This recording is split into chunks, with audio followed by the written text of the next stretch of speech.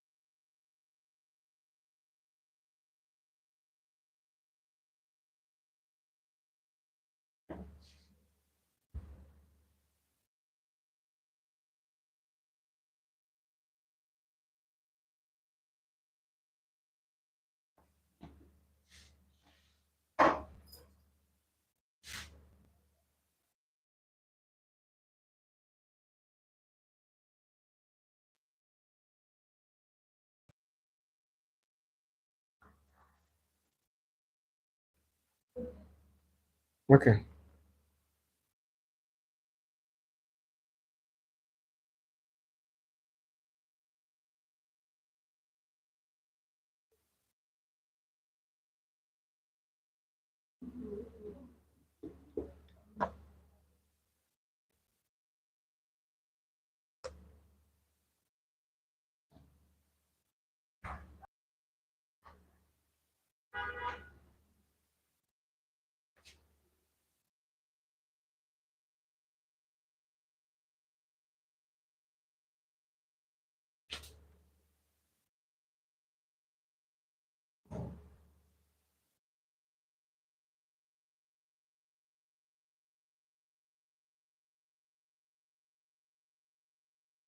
Right, so here is the question. Um, let's begin by understanding the fastest way to paraphrase a question. So, when you are faced with an IELTS question and the examiners or the coordinators or supervisors of the test advise you to begin, the first thing you need to do is read the question just once. Remember, you're not reading to understand the question. You are only reading to find the words you can substitute. So let's see, what words can we paraphrase, or do we know their synonyms or the paraphrase options that can fly and stand and still retain the same meaning as the original question? So I would identify the words I can paraphrase. Rich countries often give financial aid to poor. So I'm going to leave that countries, but it does not solve the poverty. So rich countries should give other types of help to poor. I'll retain the countries rather than the maybe financial. I may paraphrase this, I may still leave it that way. Aid, I may paraphrase this or still leave it this way. All right, so I've read the question once, and what I've done reading the question once is just to identify the words that I am sure I have the appropriate words to substitute them with. So I don't want to bother myself with thinking about how to arrange or structure this sentence because it's not necessary, and because of exam condition or tension, I may not be able to get the best structure. So what I want to do is just to change most of these words. I know their synonyms while I retain the chronological arrangement of the original question. So since I've identified these words on my laptop or on a desktop, I can easily highlight these words and indicate the synonyms I have for them. But since I'm using the board, I would simply write the synonyms on top of each of these words. So rich, I would say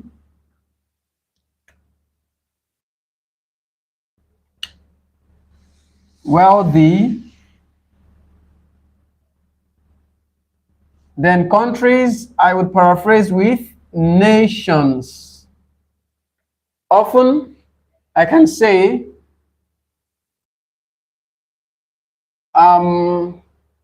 frequently. Can I use frequently? Yes. So frequently. Give can be provide. Financial aid, I can use grants. Can that fly? Yes. Grants? Okay. To who? Developing or underdeveloped. So can we use underdeveloped?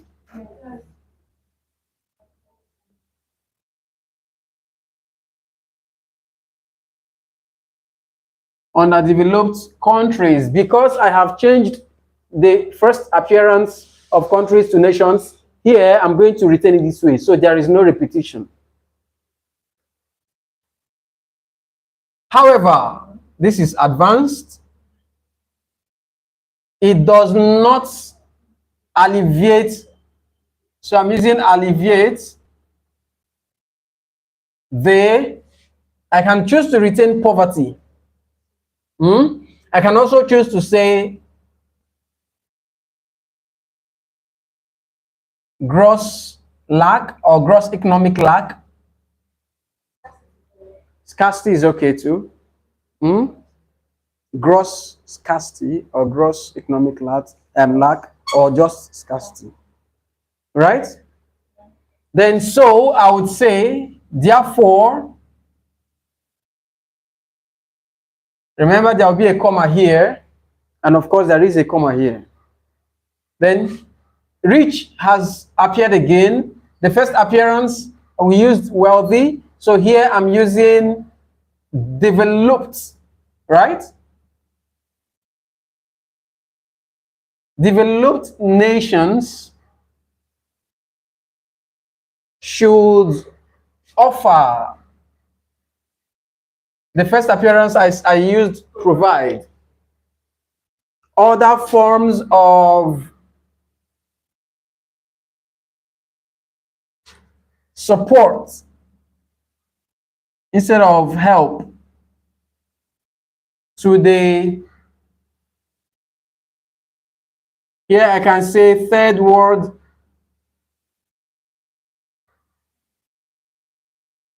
countries instead of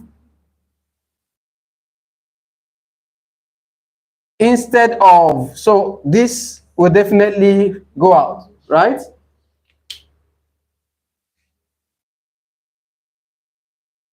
Instead of the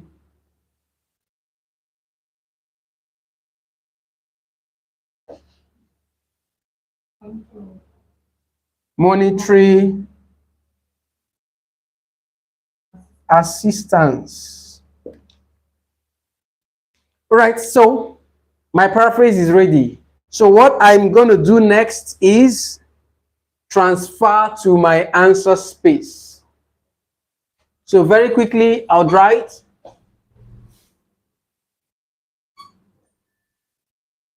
wealthy nations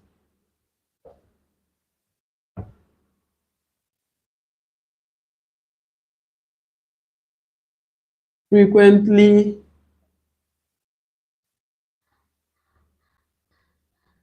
provide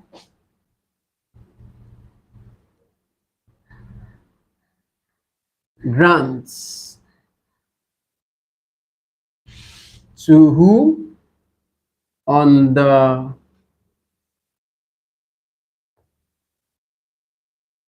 underdeveloped countries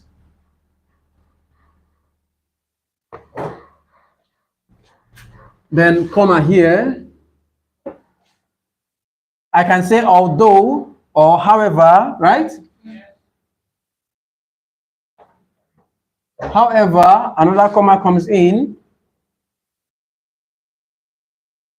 It does not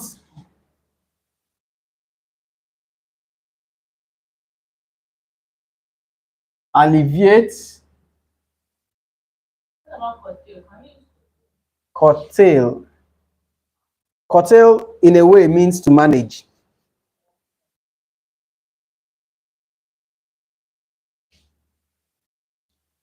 Alleviate the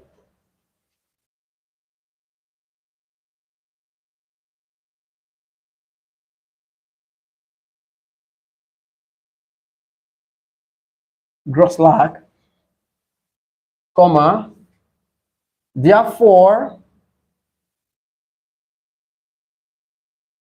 comma, developed nations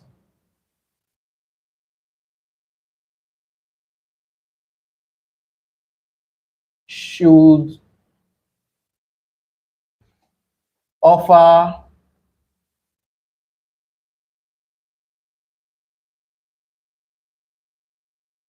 other forms of support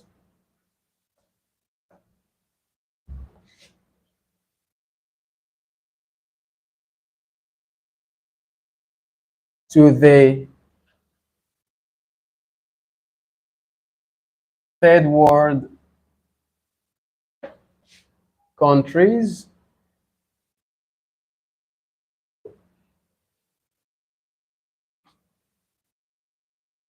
instead of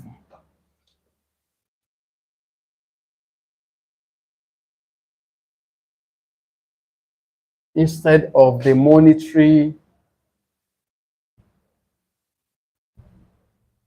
assistance. Right, so my paraphrase is done. My paraphrase is complete. So I would simply compare what I have paraphrased to what was given in the original question to ensure that my paraphrase is capturing exactly what the original question has.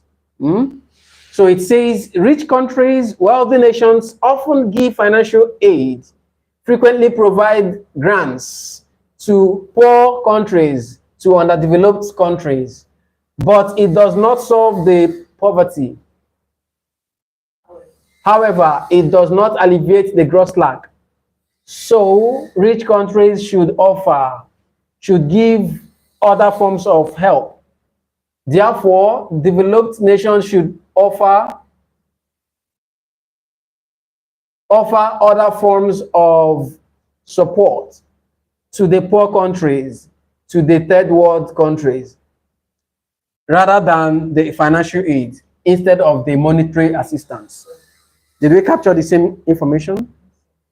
So the next thing to do is to read the question, and when I want to read to understand, I shouldn't read the paraphrased version. Read the original question so you have the first-hand understanding. If you read the paraphrased version, somehow you might be spiked to have a little bit of deviation because of some of the words you might have used here. But when you use the original words, you are having the same information as what the examiners want. So I'm going to read twice or three times to now have clear understanding So I'm doing rich countries often give financial aid to poor countries, but it does not solve the poverty. Rich countries often give financial aid to poor countries, but it does not solve the poverty. So rich countries should give other types of help to the poor countries rather than the financial aid. So now, yes, I think it makes a lot of sense. So it's saying that the rich countries, the wealthy nations, have the habit of giving them some financial, giving them money every time to the country that are yet to be developed. And over time, they've realized that this money they keep giving is not still solving the issue. So the opinion now is there should be other forms of support to these poor countries instead of this money thing they keep giving to them. So that's what this question is saying. So I want to develop a preamble about this. And my preamble would be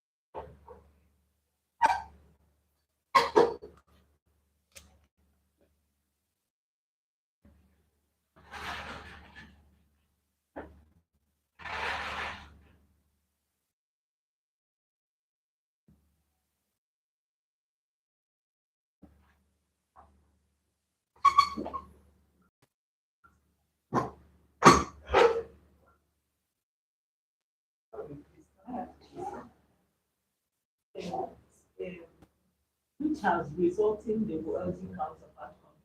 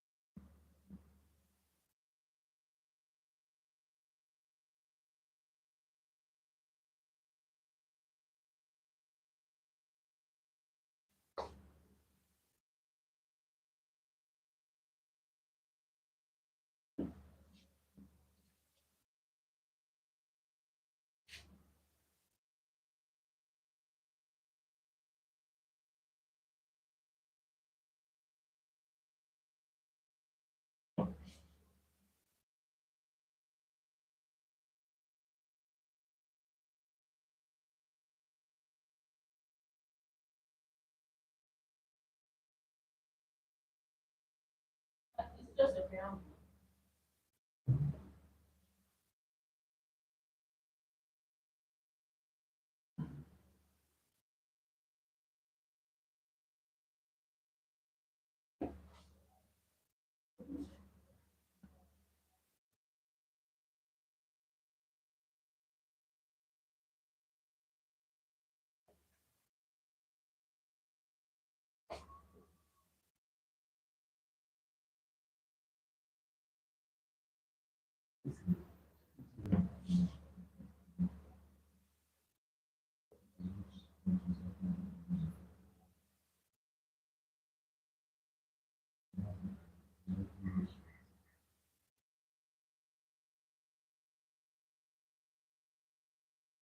Okay, so I'm done with the paraphrase and my preamble, right? Yes. Now, I need to ask myself, what am I expected to do? So right here, instruction says, to what extent do you agree or disagree? So you need to ask yourself, do I agree with what? What am I supposed to agree with, or what am I supposed to disagree with, and to what extent? Do you understand this? What am I supposed to agree with, and what am I supposed to disagree with? So it simply means I'm supposed to agree or disagree whether developed countries should delve or diversify their aids. They should bring in other forms of support instead of the money, money, money thing. That's what the question is asking. That's what the instruction is asking us. So, to what extent do we agree? To what extent? So, first and foremost, we are supposed to plan our essay by drafting out our points. I hope we've not forgotten that. Plan your essay. So, before you plan your essay, what path do you want to go? Do you want to agree or do you want to disagree? You want to agree that they should do what? they should give financial aid. I think you should look at what the question is asking. You should give other forms of aid and not the finance. You want them, you disagree. That means to what you want to disagree, that they shouldn't consider other things. They should focus on the money. So your path is on disagreement. But to what extent? Completely or partially? That's what to what extent means. So to what extent means in a scale of 1 to 10, what do you think? Do you want it in a scale of 1 to 10? If you want to agree, do you want to agree completely or do you want to agree partially and have a disagreement? That's what to what extent means. Please, are we following? Yes. So when you say you disagree, that they should continue with giving them money. So it's a complete disagreement, right? Good. IELTS will not penalize you for whatever path you choose to take. They will not. What they're after is how you are able to present your points. So, disagreement. What would you go for if this is to be your question? He has taken a path, disagreement. What about you, ma'am? You agree. You agree to what, ma'am?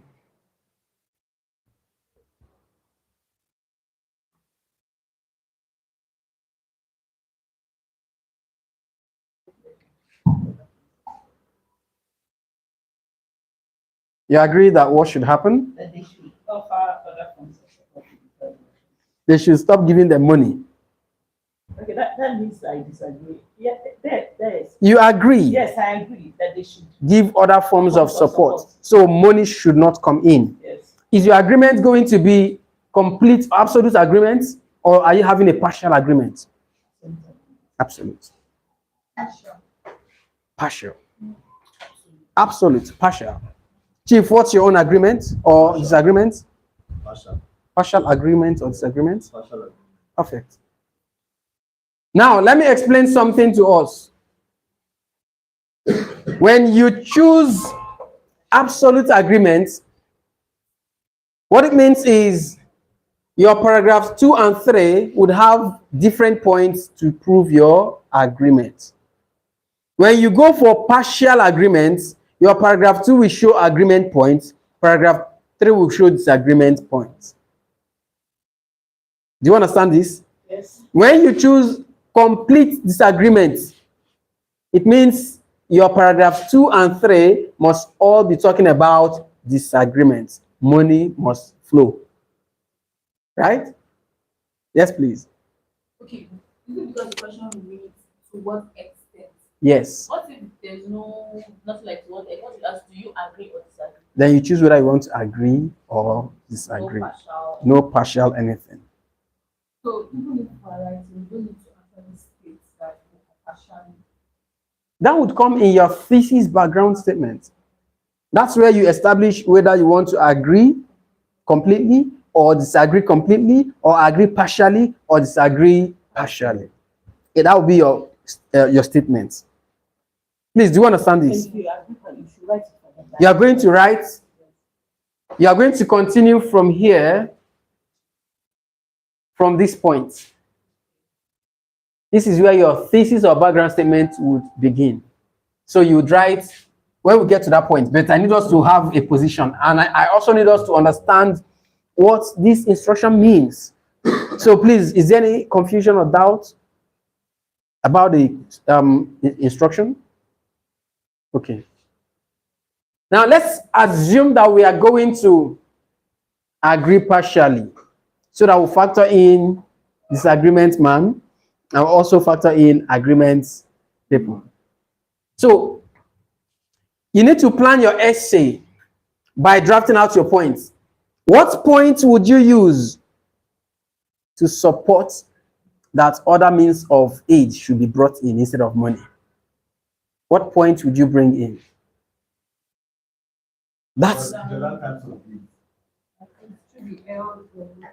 Reduction of ash. Very promote. what other forms of AIDS Transfer fluid. would you bring in? That should be health.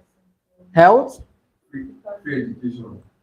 free education, Free education. scholarship is what it's called. Scholarship. You use the right terminology. Scheme. Scholarship schemes, Establishment of vocational. empowerment programs. That's the right terminology. Free healthcare. That's another one. Investment. Investments. Only direct investment. Only direct investment. Perfect. Building skills. Building skills. That's still empowerment, right? I'm glad you are understanding this. So that will be your point. So let's take one or two as example on why other forms of aid should come in. So let's look at, you have mentioned scholarships.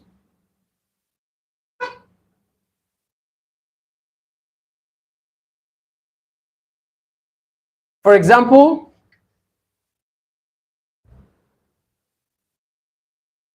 remember every point should have an example. You have to have an example you would. So you might look at Chevening scholarship. You know about Chevening scholarship, the UK scholarship? You know about Shell scholarship? You know about government scholarships, right? Scholarships, Scholarship. government scholarships, Chevron scholarships.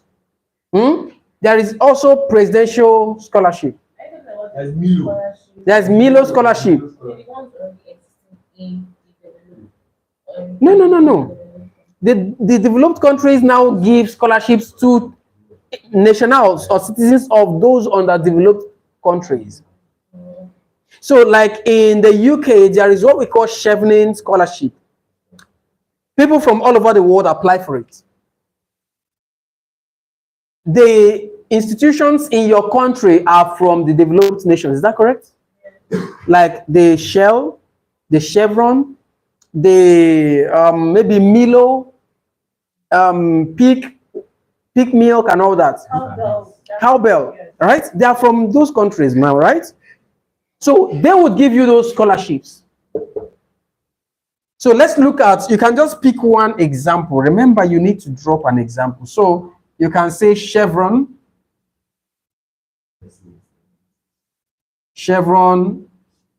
scholarship.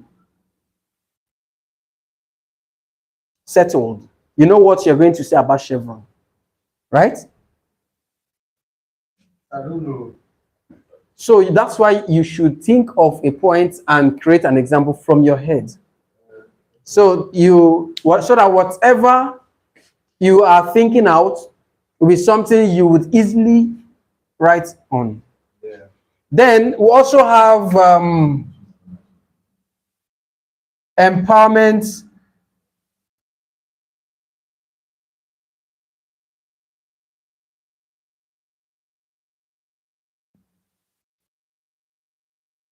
Empowerment programs. Like what? Examples of empowerment programs? Building foundation. Empowerment. Skills. Thank you. Skills acquisitions, right? Skill acquisitions.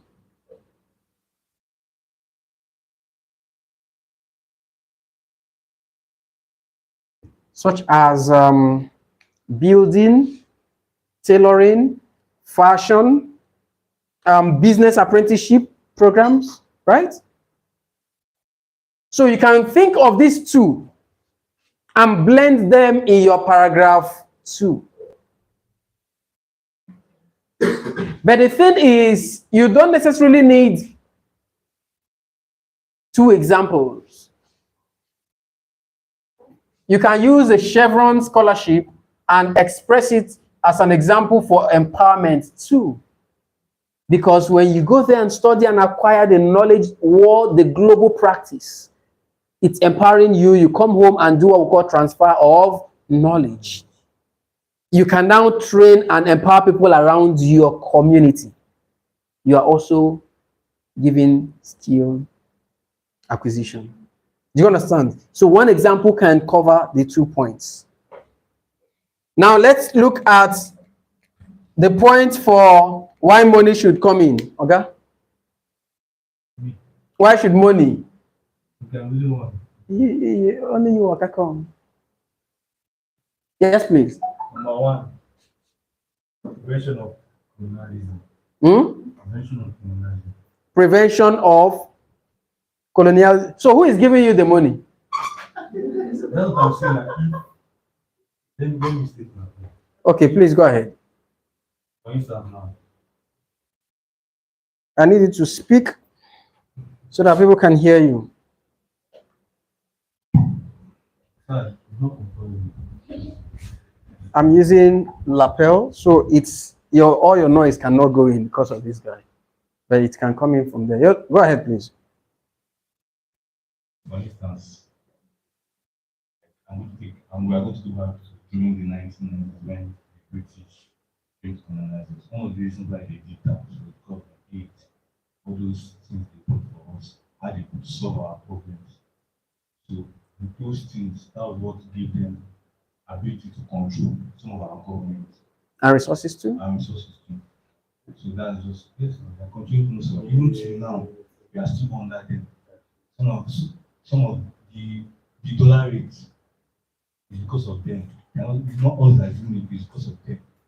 So that's just my So the money being brought in should be to help you get free from their control. I'm just saying partially, but you're not going to say they should give other assistance. No, it's not going to be okay. Partially disagree. That's So partially disagreement is perfect. So we have established the partial part, which is still having agreement. Is that correct? Now, what is that part of disagreement now? That part of disagreement that other means of aid should be removed. That's the point I'm seeking. the point that other means of aid and bringing this thing, other means of control. So they should continue to give you money. Just one side, just The money to the They should continue to give you money. yes. Just Who one. should be giving you the money? That's the big question. Who gives the money? The developed country. So will they give you money to fight them? So you know, sir, I'm just partially disagree.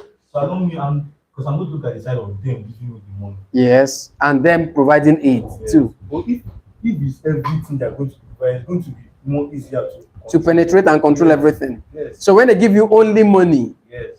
use it to develop your own country and prevent them from having control. If you say, if it is, So, instead of 100% control, Mhm. the money is like 10%. You know, I need us to understand something. Yes. I understand him, but he's not getting how these things work. grants more access than other accounts. If I give you back, So let me shed a little light about this. You see, other forms of aids are the products of money. If you want them to teach you tailoring, they need to buy the equipment with money. If you want them to empower you on painting, they need to buy the roll, the paint, everything. They need to take you to a classroom. They need to pay someone that will come and train you. They need to, everything boils down to money. So now, okay, you have a reason. So just So it's Okay. So it's not just money. It can be policies too. There are, these are not effective if you don't push. so the truth is, your point is your point. I ought to not argue with you. They're going to mark whatever you write. But please, whatsoever you're writing should not deviate from the question. The question mentions money, money, money. no policy, nothing. Money, money, money. So whatever thing you are going to be hitting should be on money. So if it is either money or other forms, these are the two options we have. So if you are saying the money should keep coming, you need to understand that before anybody would accept to give you free money that you're not going to pay back, there must be something they will benefit in return. Whether openly or behind the scene. That's the way it works. Right? So now, your point is very valid. I would even support that they should do more money than other forms. But let me tell you, this is where you should look at. They should give you more money so you can build your roads, so you can have infrastructural development. Do you understand what money should now come in? Not that part you're going to. That part you're going to will shoot you back in the foot. Right?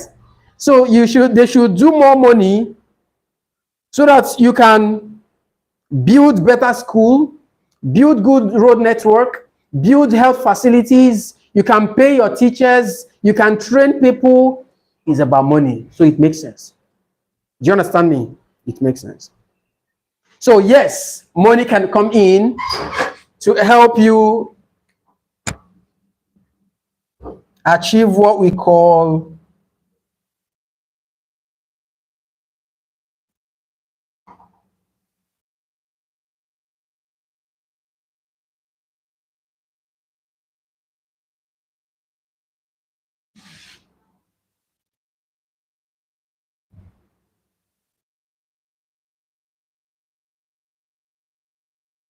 right? So with this, you don't have to rack your head for anything. You already know what it means. When you see infrastructural development, you already know. Hospitals, churches and mosques, right? Offices, even roads, right? You already know. Correctional environment, because you need them. You know, in your country, everybody is not very, very okay, right? All right. So when you have this, the last thing is to give your own opinion, right? Yes. So what will be your own opinion? That's what IELTS would like you to write. What will be your own opinion? What would you opine? Remember I said your opinion can be lopsided, right? You can choose to support only one path. You can also choose to balance the two issues. Ma'am, please, what would you opine? What would you opine? Please, suggest something, give an opinion.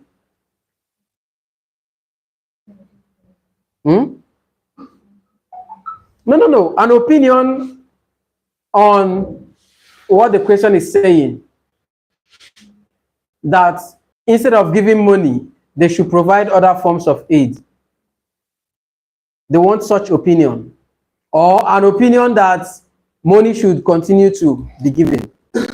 Or an opinion that will say, in as much as money is important, they should balance providing money and also empowering people so that people at the grassroots level will benefit. That's another way of balancing it. Nobody is left out. Because you might say, based on the level of irresponsible leaders and corrupt leaders in countries amongst the developing nations, giving monies alone will continue to increase the level of corrupt practices. So in your last round, I'm looking for example where for anything. Just you already give the example that your last round. No need for any example, right? So all they are doing is, instead of giving monies which research has proven that the funds are not getting into the country, rather they are being diverted or looted or embezzled, thank you, into personal pursuits, right? In order to acquire more wealth and also control power, leaving the country highly impoverished. As a result, while funding is being budgeted for some capital projects, the people at the grassroots should also be factored in by providing other means of support, such as empowerment programs, so that they will be involved, empowered, and they will fend for themselves rather than waiting for the government to develop them. You have settled the issue. Yes, please. No, give him. I said, just the question is financial aid. Are we still going to factor in the fact that there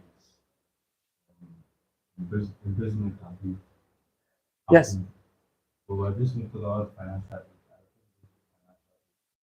Okay, let me explain why the investment is coming in. There is a second thought that the monies being given over the years are not solving the level of poverty. So there is the need to start having other thoughts of aid instead of the money. So you now would think aloud, why is the monies or why are all the funds not solving the poverty? Because of possible misappropriation and embezzlement. Do you understand me? So why do we consider other means of aid so that those at the grassroots who do not even get to benefit in any way all the funds being sent in can begin to get something and their lives will begin to improve and get better? Do you understand? Funds is fine. Hmm? Funds. Is what? Formal. Yes, yes. Funds. I don't know. Is it clear? It's a very simple looking question, but It's not simple. Because that question, there's nothing simple about it at all. right? Do you understand the opinion now? Yes. Yeah, because, sir, I want to ask a question. Okay. In the part where it says, So please don't forget these points. how do you, Yes, I'm listening. I'm trying to, I don't know how to put it in English. What language do you speak? So you can put it in your own language.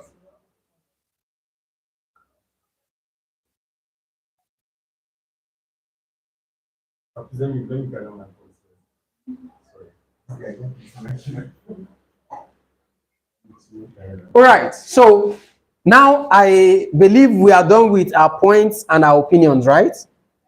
So let's go to make our thesis or background statements. So let's begin. Sorry, the thesis of Bible. Is it coming in paragraph? What? We are still in paragraph one. Paragraph 1. I'm meant to write paragraph 4 paragraphs. And this is 1. No, the thing is that when you have an idea there, right? I keep writing. Okay. Just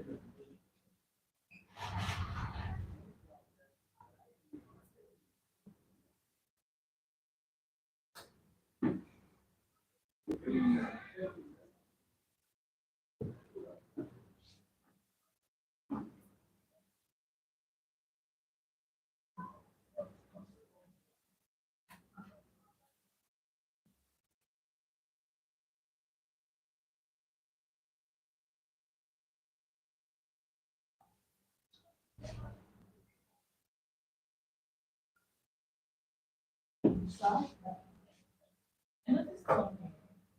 In writing, I noticed that there is no small letter I. Like when you wrote I, you write I tried to. Once it is standing as a word.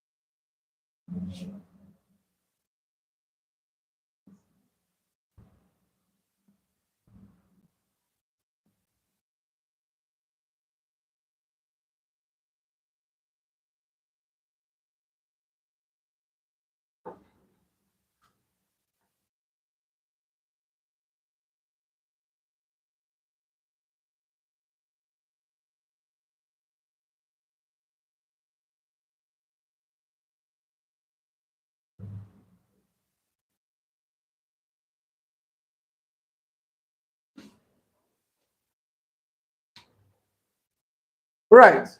So this is paragraph 1 completed.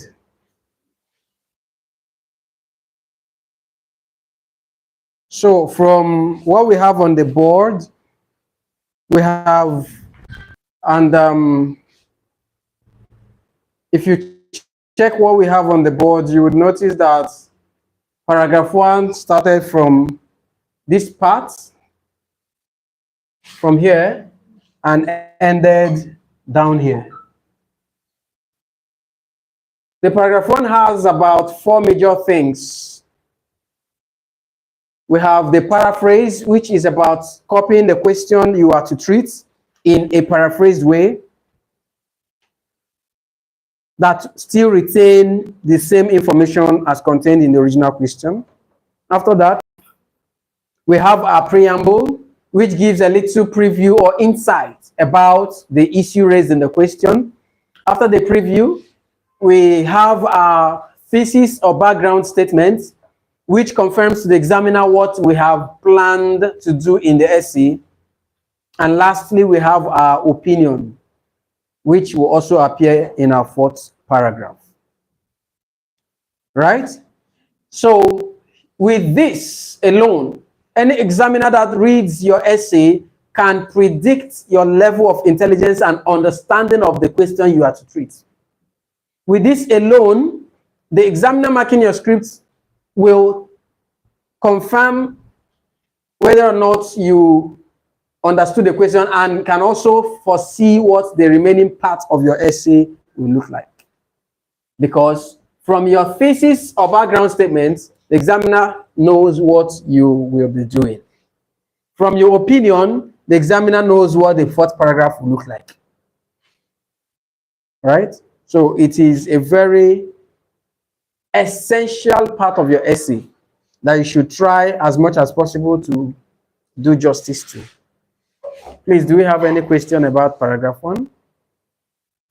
You can do, you can keep a screenshot of it or snapshot of it if you are not strong enough to write. So when you get home, you can develop.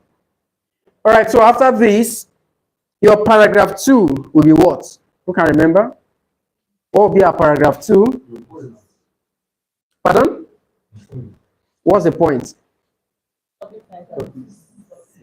What's the topic sentence? Yes, no. Is the point. What is that point? We talked about it now. We've raised the point already. Yeah. On the board. I wrote 2 points. Scholarship and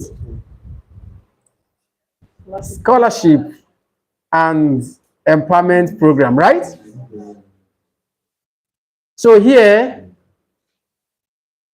your paragraph 2 would have a topic sentence that would say provision of scholarship schemes and empowerment programs. Yeah, no, those are 2 different points. That's why I said and.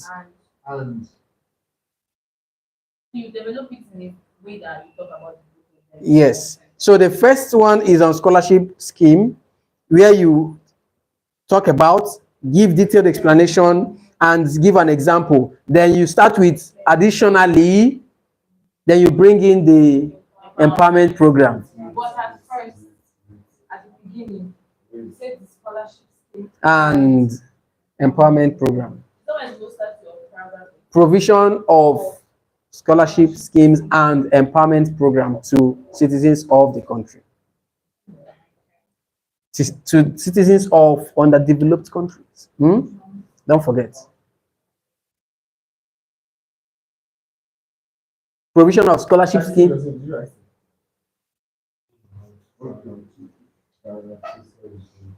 I'm giving you the topic sentence for paragraph 2.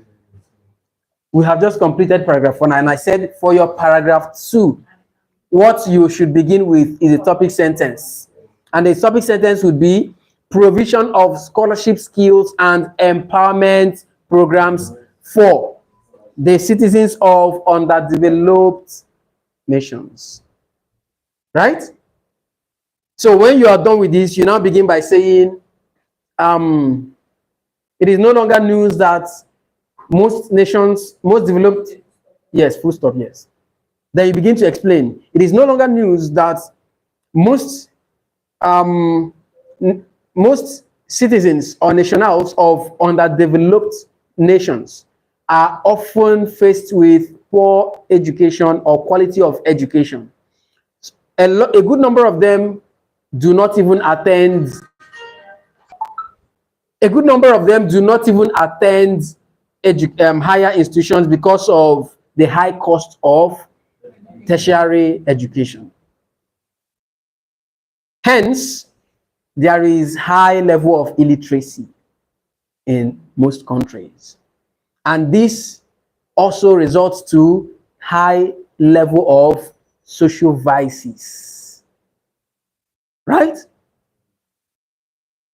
Notwithstanding, with the thoughts of having scholarships available to citizens of this category of nations, this will help to reduce the level of illiteracy and also reduce the level of criminalities in the country.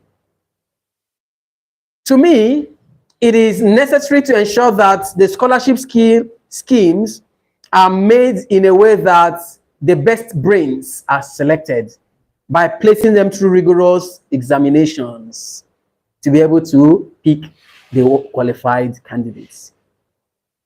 They should be sent to nations of the developed countries, so they are exposed to the state-of-art learning facilities, best work practices, and academic qualifications, in order to return home and do what we call transfer of knowledge. You are explaining this. Then you bring in an example. To further buttress my point, don't forget. A popular organization, non-profit organization known as Chevron, often provides scholarships on an annual basis. And this is given to over 200 qualified candidates who are put to test and ascertained to be eligible. The scholarship often cover their tuition, living costs, and some monthly stipends to make sure that they focus solely on their education rather than thinking of how to survive. You need to think all of these out. That's paragraph 2. Yes, still in paragraph 2. As a result of this, research has proven that out of the well over 200 students, over 85% of them come out with first class. And this gives them immediate employment opportunities. I don't know if you understand this. These are concepts you need to think in your essay. Then, additionally, there should also be other forms of aid outside scholarships,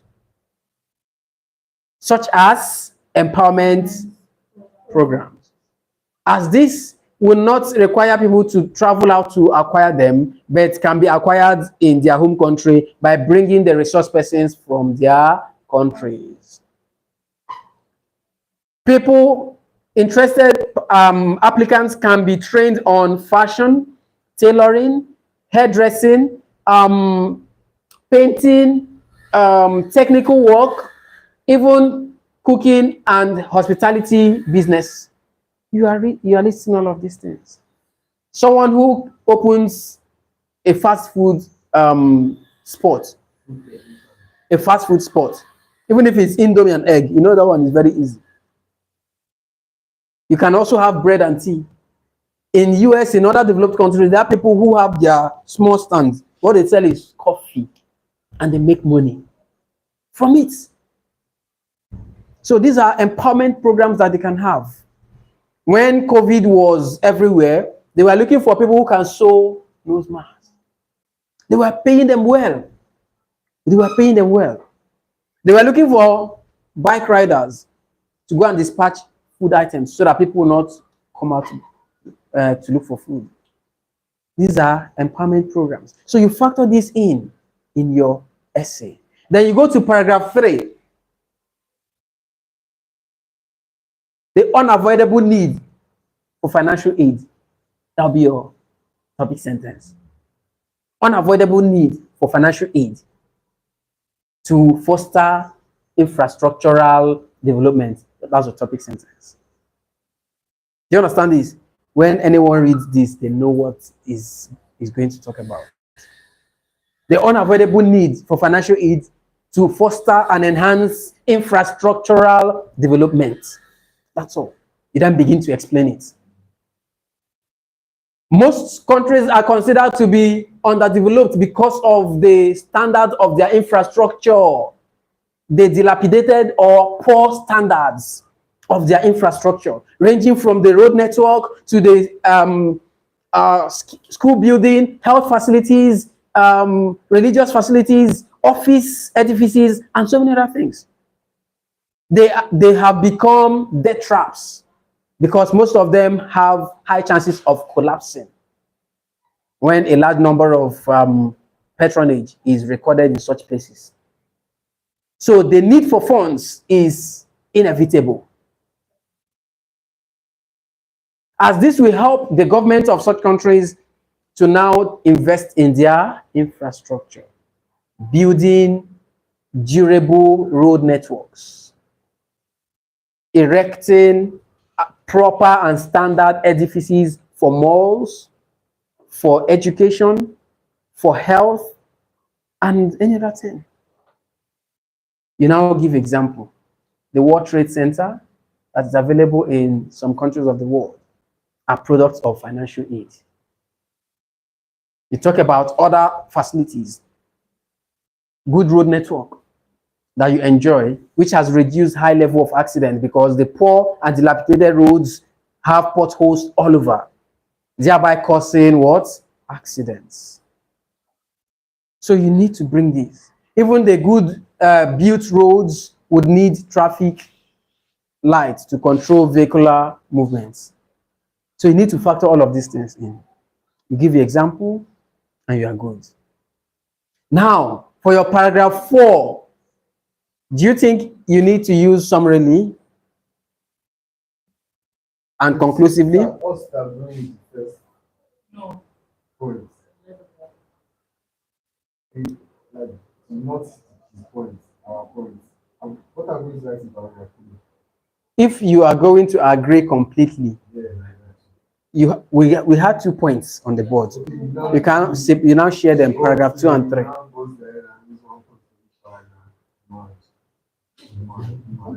Do you understand? But if you're writing to agree partially, you can merge the 2 points in paragraph 2 and then use the point to support that money should still come in. Do you understand? So your paragraph 4, do you think you would need summarily, No. conclusively, No. in light of the above? Yes. Because we have, even this alone is over 150. Just in light of the above, I therefore recommend strongly that having funding or grants from developed countries is crucial. However, there should be checks and balances. There should be monitoring and supervision on the use of the money, while also providing alternative aids. Yeah. Sorry, please repeat. This is going up. In light of the above, I therefore recommend strongly that It's the same thing now. We have it here. I'm just rephrasing it. It's here. Look at it here. Notwithstanding, in my professional opinion, I strongly recommend that whereas the need for financial support to unwealthy nations cannot be overemphasized, as finance is the bedrock that fuels a country's development besides natural mineral resources. Hence, it is also crucial and highly beneficial to consider other forms of aids other than the Benjamins. 10.0. Right? So you just paraphrase it and you are good. Please, do you understand this?